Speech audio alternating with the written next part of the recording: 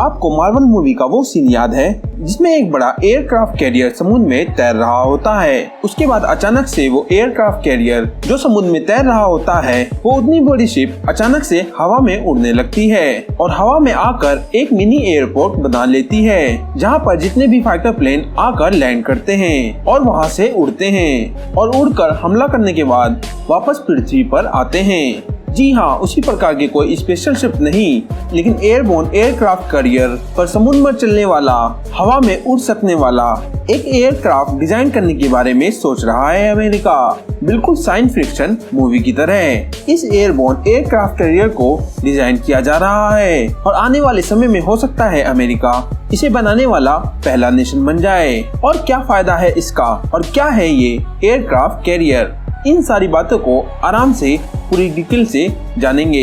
इस वीडियो के अंत तक जरूर बने रहें। जो फाइटर एरोप्लेन होते हैं ना, फाइटर एयरक्राफ्ट होते हैं, आर्मी वाले, एयरफोर्स वाले, किसी भी देश का उनके अंदर फ्यूल भरने की क्षमता एक सीमित मात्रा में होती है। जिस प्रकार हाई स्पीड से चलने वाली बाइक्स में, हाई स्पीड से चलने वाले फार्मूला 1 रेसिंग कार में पेट्रोल ईंधन का जो माइलेज होता है वो बेहद कम होता है, क्योंकि ये बहुत तेज रफ्तार से सफर करते हैं, बहुत तेजी से इंजन का अपडेट करते हैं, इनकी कैपेसिटी ज्यादा होती है, बहुत ज्यादा फ्यूल जलता है, इसलिए जितना भी बड़ा फ्यूल टैंक हो फ्यूल की कमी पड़ने वाली है। ऐसा कुछ होता है फाइटर एरोप्लेन के साथ भी, इसीलिए इन फाइटर जैट्स को बहुत ज्यादा फ्यूल की जरूरत पड़ती है। इस फ्यूल को बचाने के लिए उन्हें जल्द से जल्द देश के किसी भी हिस्से तक पहुंचने के लिए दुनिया भर की नेवी जो होती है उनको ये जिम्मा सौंपा जाता है और उनके पास होते हैं बड़े बड़े एयरक्राफ्ट कैरियर। ये मान के चलिए ऐसे शिप जिन पर लैंडिंग और टेक ऑफ दोनों किए जा सकते हैं। ये छोटे छोटे लड़ाकू विमान उसी के ऊपर रहते हैं, स्टेशन रहते हैं, बोर्डेड रहते हैं।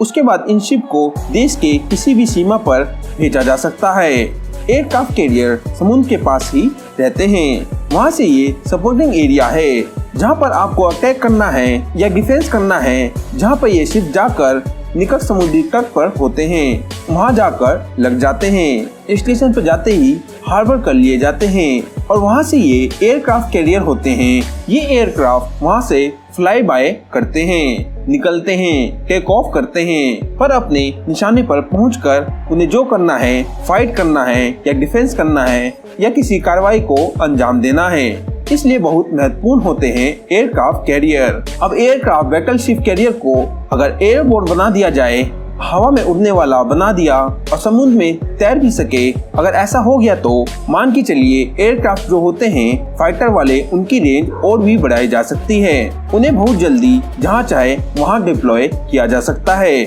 और बहुत कम रिएक्शन टाइम में तुरंत घातक हमला या रिएक्शन का हमला या डिफेंस किया जा सकता है। इससे दुश्मन देश के लोगों में एकदम से अटैक हो जाएगा और वो देश तबाह हो जाएगा। इसमें इस टेक्नोलॉजी में सबसे आगे बढ़ चुका है अमेरिका। वैसे इस टेक्नोलॉजी के ऊपर बहुत साल पहले से काम हो रहा है। आपको बता दें कि बोइंग 747 जो विमान है उसका एक बड़ा फॉर्मेट बनाया गया था और इसे एयरबोर्न एयरक्राफ्ट कैरियर में इस्तेमाल किया गया था। ये एक बहुत ही विशाल कमर्शियल कार्गो जहाज है। बोइंग 77 प्लेन को जंबो जेट या क्वीन ऑफ स्काई भी कहा जाता है। ये अब तक बनाए जहाजों में विशाल आकार वाला पहला जहाज था, लेकिन 1973 के समय यूएस एयरफोर्स ने कमर्शियल फ्लाइट की तरह एयरबोर्न एयरक्राफ्ट कैरियर यानी हवाई जहाज फाइटर हवाई जहाज की तरह इस्तेमाल करने पर विचार कर रही थी, क्योंकि इसकी वजह से किसी भी जगह पर बहुत कम समय में पहुंचना संभव था, पूरे फाइटर प्लेन के बेड़े को लेकर। वैसे तो नेवी के एयरक्राफ्ट कैरियर जो समुद्र में ऑपरेट करते हैं, नेवी में शिप होते हैं, उनके एयरक्राफ्ट कैरियर दुनिया की किसी समुद्री सीमा पर पहुंचने में सक्षम होते हैं, लेकिन एयरबोर्न एयरक्राफ्ट कैरियर की मदद से जमीन पर भी दुर्गम इलाकों तक फाइटर प्लेन को भेजना संभव हो सकता है। बोइंग 747 इस काम के लिए एकदम परफेक्ट है। न केवल फाइटर एक्सपोर्ट को डिप्लॉय और रिसीव कर सकता है, बल्कि उनमें फ्यूल भरने में भी सक्षम था। ये जहाज एक बार में 883,000 पाउंड का पेलोड ले जा सकता है। इसके अलावा एक बार में अपने अंदर 10 यूनिक फाइटर जेट्स, जिन्हें माइक्रो फाइटर कहा जाता है, उन्हें भी होल्ड कर सकता है, जिनमें हर फाइटर जेट के साथ कन्वेयर सिस्टम जुड़े होते हैं और इसमें 2 लॉन्च बेस भी है, जिससे फाइटर जेट्स को लॉन्च भी किया जा सकता है। ये बात हो गई पास्ट की। आने वाले समय में एयरबोर्न बड़े एयरक्राफ्ट कैरियर बनाए जाएंगे, उससे हर देश फायदा उठाएगा। तुरंत रिएक्शन टाइम मिलेगा, जल्दी जो फाइटर जेट है उनको डिप्लॉय किया जा सकेगा। से आपको बता दें कि एयरक्राफ्ट कैरियर बैटलशिप यानी विमान वाहक युद्धपोत एक तरह से समुद्र में चलता फिरता शहर होता है। इसे हम समुद्र में बड़ा एयरबेस भी कह सकते हैं। ये ऐसे जहाज है जहाँ पर लड़ाकू विमान उड़ाए जा सकते हैं और उतारे भी जा सकते हैं। आज दुनिया के हर देश के पास एक से बढ़कर एक खतरनाक और बेहतरीन एडवांस एयरक्राफ्ट कैरियर है, जिसमें अमेरिका का नंबर सबसे पहले आता है। बात करें US Ford class Gerald aircraft carrier की, अमेरिका का सबसे बेहतरीन एयरक्राफ्ट कैरियर है। फोर्ड क्लास का ये एयरक्राफ्ट कैरियर दुनिया के सबसे बड़ा और सबसे अधिक मारक क्षमता वाला एयरक्राफ्ट कैरियर है, जिसका सामना करना दुश्मन के लिए नामुमकिन है। इस युद्धपोत को 2017 में US नेवी में शामिल किया गया था।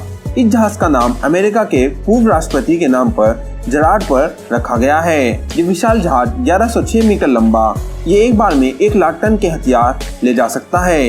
इसके अलावा इसमें एक बार में 175 माइक्रो एयरक्राफ्ट या फाइटर जेट रखे जा सकते हैं। इस जहाज में एक साथ 2600 क्रू मेंबर रह सकते हैं। इस विशालकाय जहाज में 2 पैड A1B न्यूक्लियर रिएक्टर लगे हुए हैं, जो इसे पावर करते हैं। आपको जानकर आश्चर्य होगा कि जहाज को इसके पूरे कार्यकाल में केवल एक बार फ्यूल भरना पड़ता है और इनकी ऑपरेशनल लाइफ 50 साल तक होती है। इसका मतलब है कि एयरक्राफ्ट एक बार फ्यूल भरने के बाद पूरी दुनिया के हर देश को जाकर वहां की यात्रा कर सकता है।